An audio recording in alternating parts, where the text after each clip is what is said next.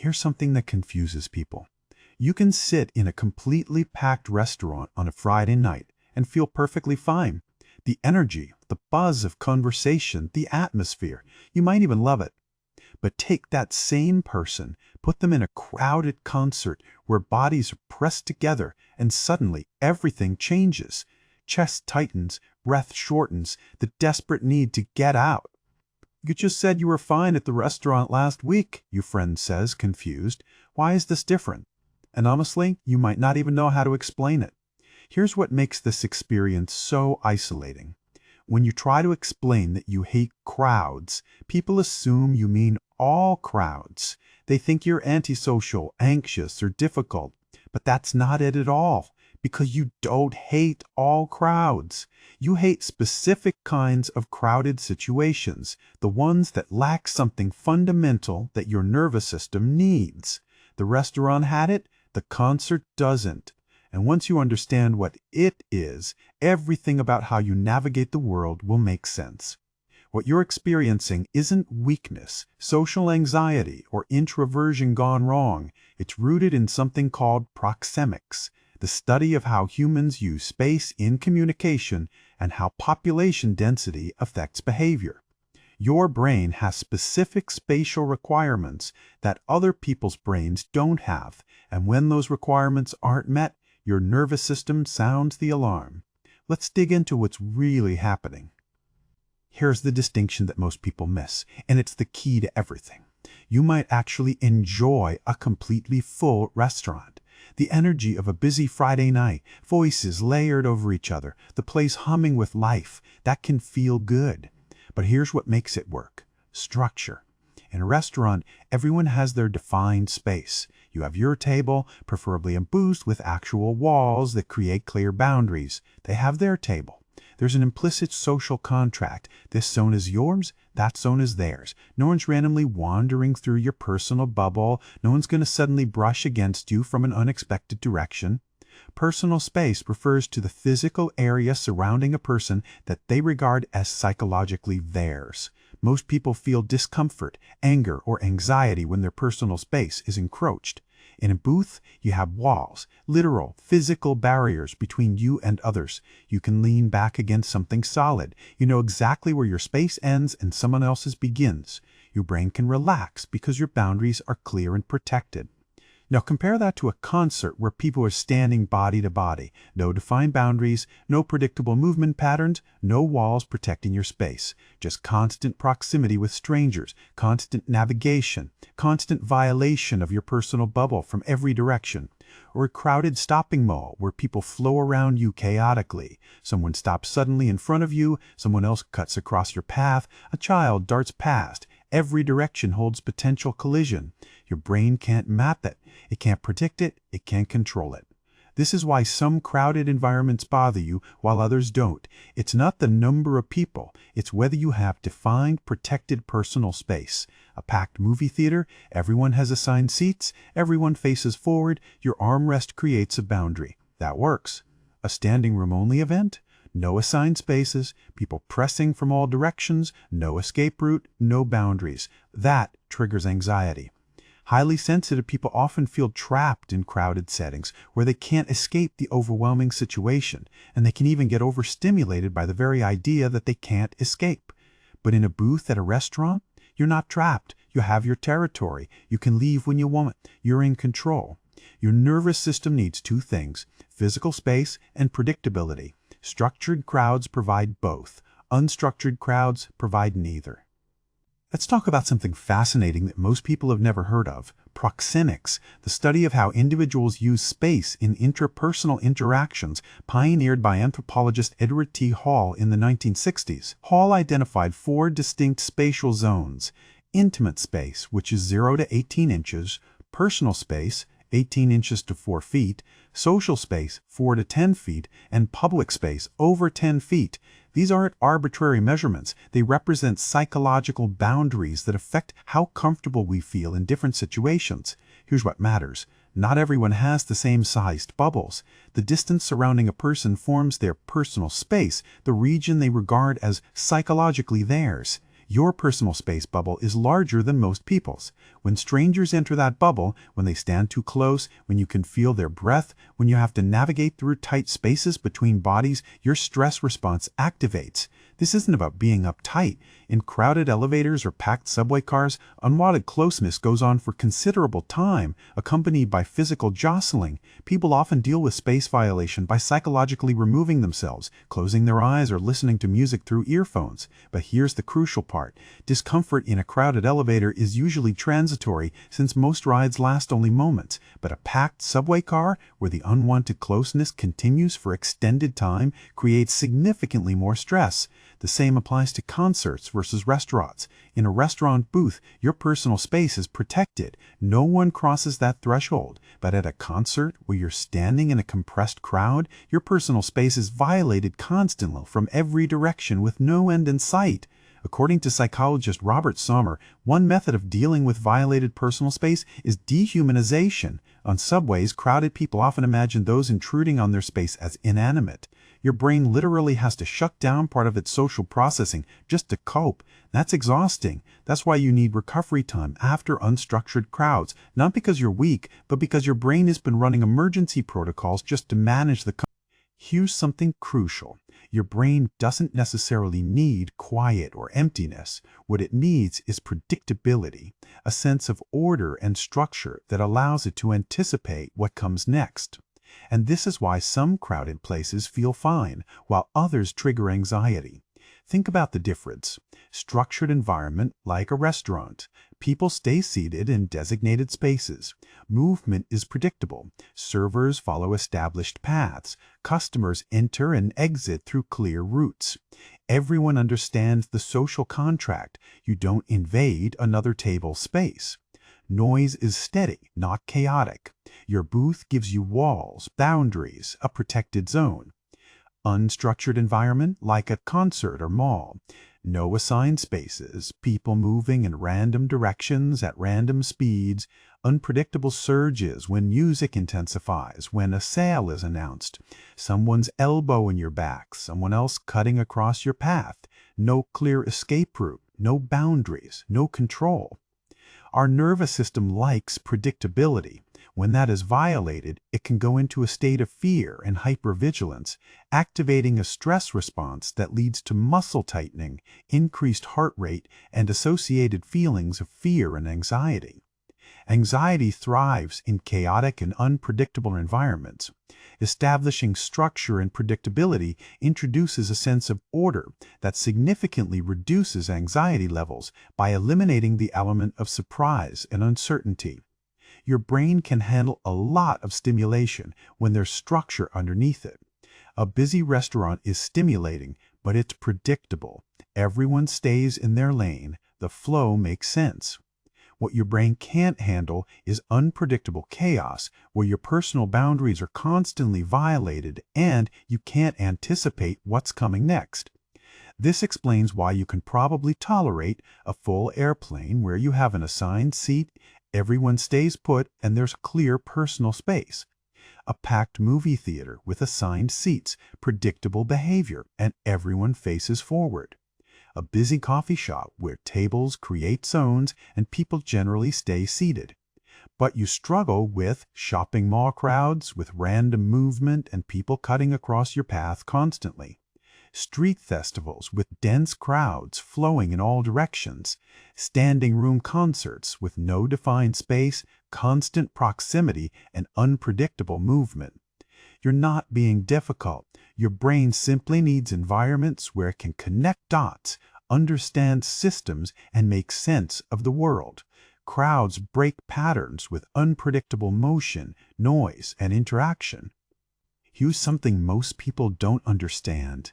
Being in certain crowded places isn't just sensory, it's cognitively exhausting. Every environment demands what psychologists call cognitive load, the mental energy required to function in that space. In an unstructured, crowded place, your cognitive load skyrockets.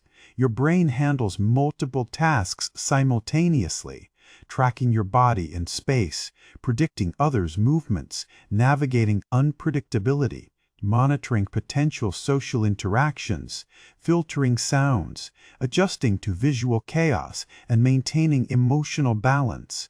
Imagine trying to have a phone conversation while 5 people are talking to you, music is playing, and you're navigating an obstacle course. That's what your brain is doing in unstructured crowds, managing multiple attention-demanding streams of information simultaneously. And this cognitive exhaustion intensifies when you're physically cramped. When you can't move freely, when escape routes are blocked, when personal space is violated, your brain processes, am I safe? Can I leave if I need to? Why is that person so close? Claustrophobia and crowd anxiety often stem from an intense fear of suffocation or restriction, combined with a desire to escape. The sensation of having limited escape routes causes the brain to amplify fear responses. In a restaurant booth, you have an escape route. You can see the exit. You could leave if you needed to. That awareness alone reduces your cognitive load because your brain isn't constantly running threat assessment protocols. At a packed concert, you're surrounded. You have to push through dozens of bodies to get out. Even if you're not consciously thinking about it, your brain is aware. And that awareness increases your stress hormones even before anything actually goes wrong. This is why you feel mentally foggy in unstructured crowds, why simple decisions become harder, why you might forget what you came to do. Your working memory, the mental scratch pad you use for temporary information, is full. There's no room left for new tasks. Unlike physical exhaustion that you can see and measure, cognitive exhaustion is invisible. You look fine to others, but inside, your mental Now let's talk about what's happening with your senses, because this adds another critical layer. About 15 to 30% of the population has heightened sensory processing sensitivity, or SPS, where the brain processes information more deeply and notices more details than average. If you're someone who dislikes certain crowds, but not all, there's a high probability you fall into this category. In crowds, there's an overwhelming amount of sensory stimuli, noise, movement, colors, and emotions, leading to system overload for highly sensitive people. But it's not just about quantity, it's about your brain's inability to filter. Your brain doesn't just register that someone walked by, it notices their gait, facial expression, the tension in their shoulders, the speed of their movement. Your hearing doesn't just pick up noise, it separates the crying baby from the cash register beep, from the conversation about vacation plans, from the squeaking shoe on tile. Highly sensitive individuals exhibit enhanced neural responsivity, with certain brain areas showing greater activity when responding to sensory and emotional stimuli, reflecting enhanced perceptual and emotional sensitivity. In a structured environment like a restaurant, this sensitivity is manageable. The stimuli are contained within predictable zones. Your table's conversation stays at your table. The noise has a ceiling. It doesn't spike unpredictably. In an unstructured environment like a concert or mall, the stimuli attack from every direction. Loud music suddenly gets louder. Strangers' conversations blend into incomprehensible noise. Movement comes from angles you can't predict. Smells, textures, bright lights, and strong scents trigger discomfort in highly sensitive people in ways others simply don't experience. This is why just ignore it doesn't work. You can't selectively turn down your sensory input like adjusting volume on a stereo. Your nervous system is wired to receive more detailed information about your environment. The exhaustion you feel after being in unstructured crowds, that's real. Your nervous system has been working overtime. There's another layer many people don't talk about, the emotional dimension. If you're someone who dislikes unstructured crowds, there's a high probability you're also highly empathetic.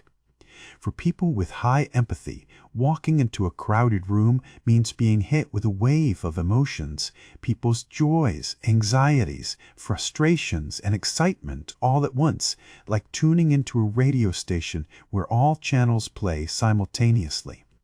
You don't just see a stressed parent with a crying child. You feel their frustration, exhaustion, embarrassment. You don't just notice the couple arguing. You absorb the tension, the hurt, the resentment. The excited teenagers, the lonely elderly person, the overwhelmed retail worker, all of it registers emotionally. Highly sensitive people show heightened emotional reactivity and empathy, experiencing emotions intensely, both their own and others. In a one-on-one conversation, this empathy is a gift. In a structured small group setting, it's manageable. But in an unstructured crowd, where you're exposed to dozens or hundreds of emotional states simultaneously, it becomes noise. Overwhelming emotional noise your brain can't filter out. And here's the exhausting part. You're not just processing your own emotional state. You're unconsciously processing dozens of emotional states simultaneously. Your nervous system is trying to make sense of a chaotic emotional landscape. In a restaurant booth, the emotional input is contained. You're primarily processing your table's emotional energy. The other tables are physically separated, creating emotional separation too. In a compressed crowd with no boundaries, the emotional input is constant and unpredictable. Here's something people rarely discuss. Where you live profoundly impacts your quality of life when you're someone who needs space. And this isn't just preference, it's a genuine mental health consideration. Some cities are built for density, buildings packed together, narrow streets, small apartments, public transportation that compresses bodies into metal tubes. For some personality types, this creates energy, community, excitement.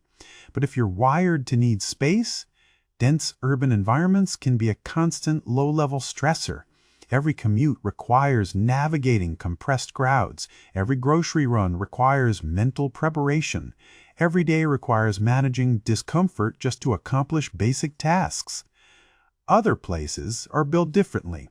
Wider roads, larger homes with actual yards, parking lots where you're not playing Tetris with your car, stores with aisles you can navigate without constant "excuse me, pardon me," cities with lower population density where crowded means something completely different. Think about Texas. Wide open spaces, large homes, roads designed with room to breathe. The physical environment provides what your nervous system needs, defined personal space as a baseline, not as a luxury you have to fight for. The design of public spaces, such as restaurants or offices, shapes how much space people feel they need for comfort.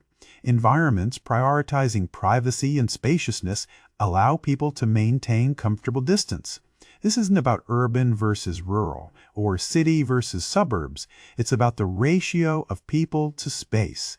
It's about whether your daily environment requires constant violation of your personal space needs or gives you room to breathe. People who move from dense cities to more spacious areas often describe it as finally being able to exhale after years of holding their breath. That's not exaggeration. That's their nervous system finally getting what it needed. Your environment should support your nervous system, not fight it. When you live somewhere that matches your spatial needs, whether that's the expansive layout of Texas, smaller towns with breathing room, or whatever geography gives you adequate personal space, everything else gets easier. Let's clear up a misconception.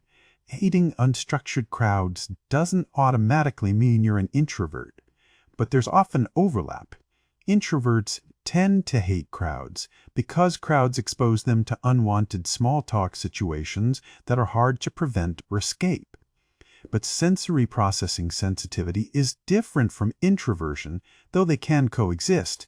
You can be an extrovert who loves people and deep conversation, but still hates concerts where bodies are pressed shoulder to shoulder.